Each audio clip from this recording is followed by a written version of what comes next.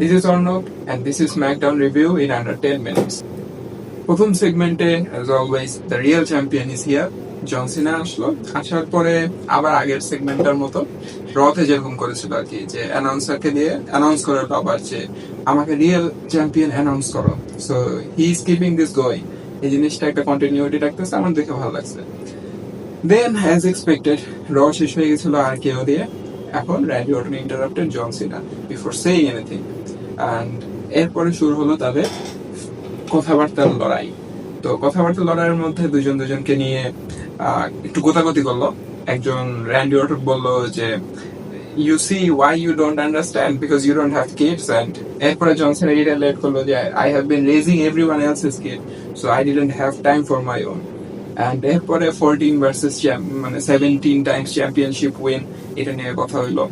And back and fourth কথা হলো যে আমি তোমার চেয়ে বেটার, অথবা আমি এটা করছি ইউ উড আন্ডারস্ট্যান্ড, অথবা তুমি এটা করছো আই উড আন্ডারস্ট্যান্ড। তো এইরকম আর কি র্যান্ডি অর্টন আর জন সিনা দে অ্যাড্রেস যে জন সিনা ভালো অ্যান্ড র্যান্ডি অর্টন অলওয়েজ খারাপ, হিল আর ফেস ছিল, বাট এখন রোলটা পুরো রিভার্স হয়ে গেছে। So this is a different scenario that we didn't ever witness.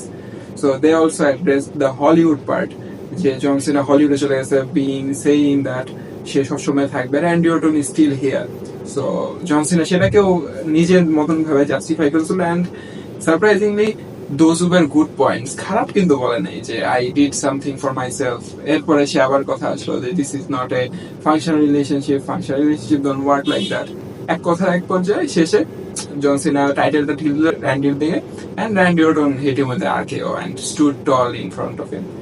So যতটুকু বুঝতেছি র্যান্ডি অর্টনকে সেন্ট লুইসে জিতাবে না, ব্যাকল্যাশে জন সিনাকে জিতাবে, and we can expect a classic match. But I don't think যে আফটার স্ট্যান্ডিং রয়ে র্যান্ডি অর্টন স্টুড টল, এরপরে এখন স্ম্যাকডাউনে র্যান্ডি অর্টন স্টুড টল। আমার মনে হয় না খুব ডিফারেন্ট কিছু হবে। John Cena will retain, but let's see build আপটা কিভাবে ওরা আগায় আর কি। এরপরে ম্যাচের মধ্যে finally my favourite tag team from NXT is ইয়ার ফ্র্যাক্সিয়াম। ওরা হ্যাঙ্ক এন্ড ট্যাঙ্কের কাছে টাইটেলটা হেরেছিল লাস্ট 10 and 11 পেপার ভিউয়ে, and they debuted against Los Garzas, and ম্যাচটা মোটামুটি ভালো ছিল। আমি বলবো যে ওরা দুজনের টেকনিক দেখানোর একটু টাইম পেয়েছে, but not the best, but I would say যে this is a good beginning. Let's hope যে ওরা মোমেন্টামটা ক্যারি করার চান্স পায়, একটা ভালো স্টোরি লাইন। অ্যান্ড এখানে আমি মনে করি পিটি ডেডলির মতন কিছু ট্যাগ টিম যারা they got lost in the shuffles, যাতে এই জিনিসটা না হয়, at least they should give them a proper storyline and কাহিনীর মধ্যে ইমার্স করে তাদের ক্যারেক্টার সম্পর্কে একটু জানার সুযোগ করে দেয়।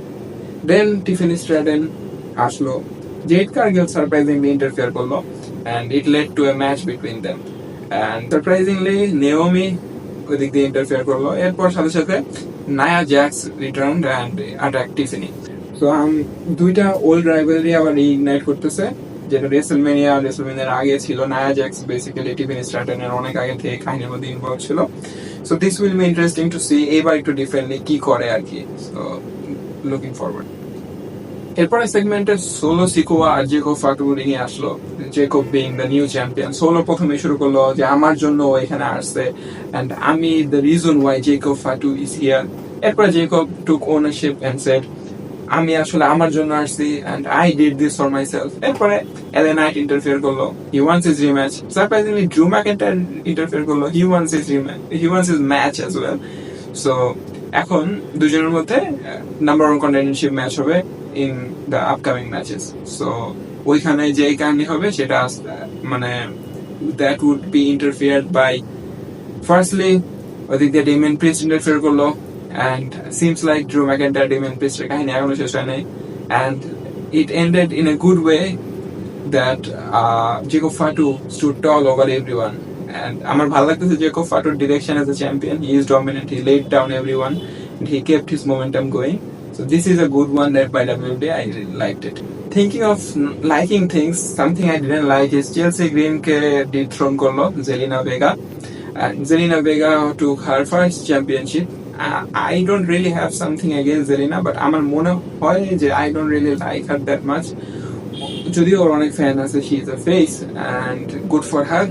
Hopefully this title reign doesn't last very long. For the surprise of the night, Melodon Miz was celebrating Andre the Giant Battle Royale জিতছে মেলো আগের স্ম্যাকডাউনে, so they were celebrating and Miz বললো I will take my moment, রিঙে গেল, বললো যে আমাকে কেউ পাত্তা দাও ভাই আমাকে।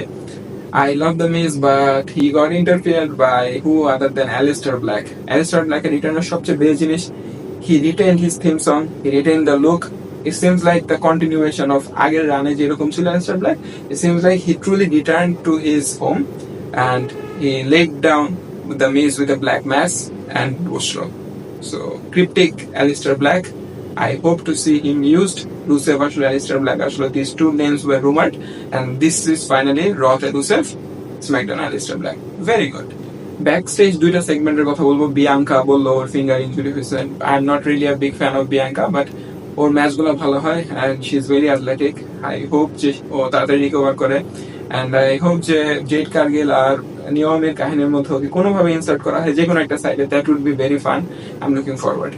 And John Cena and R-Truth এর backstage segment, I love Truth and Truth আমার মনে হচ্ছে for some reason যে Truth will turn heel with Cena in this final moments of John Cena and I would love that. I would love to see Truth turn heel, justifying everything in a comedic fashion and John Cena এর আন্টার মধ্যে একটা comedic একটা flavor add করার জন্য R-Truth এর involvementটা would be very very interesting.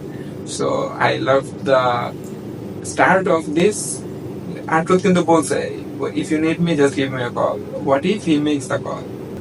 এরপরে যা হইলো ভাই, আমরা যদি বলি 5 বছর পর triple threat TLC tag team match হইলো for the tag team championships. This was amazing. অনেকে বলতেছে যে রেসলমেনিয়াতে এটা কেন জায়গা পায়নি, this is a injustice and I really agree with that statement. আসলে এত সুন্দর একটা ম্যাচ হয়েছে, মানে it had everything. It had tables breaking everywhere, it had ladders breaking everywhere, it had chair shots. আমার সবচেয়ে ফেভারিট স্পট ছিল Angelo Dawkins যখন ল্যাডার থেকে জাম্প করলো, যেখানে চাম্পা ঝুলতেছিল with the titles and the spear was average but the spot was good and the match had really fun moments throughout it and আমার মনে হয় দিন শেষে what matters to me the most is the right guys own Street Profits retain and আমি মনে করি যে they should have a long run. It's about time. They had their struggles throughout the tag team division and আমার সবচেয়ে বেশি ভালো লাগছে because এতদিন পর্যন্ত সবকিছু tag team ডিভিশনটার মধ্যে স্ম্যাকডাউনের it had a lot of potential good tag teams but ওরা না একটা থ্রেড দিয়ে অ্যালাইন করতে পারছিল না কাহিনীটাকে and I think that this is a good justification of where it ends and scramble জিনিসটা আসলে এই জায়গায় শেষ হওয়া উচিত. And I love the conclusion of Smackdown with both of them holding their titles high and I hope they get more storylines. Tag team division and storylines লাগবে. They are lacking that. We don't lack talent in Smackdown but we lack the storylines. So বারবার যেটাই বলতেছে I'm looking forward to the storylines and this was Smackdown under 10 minutes with Arnold.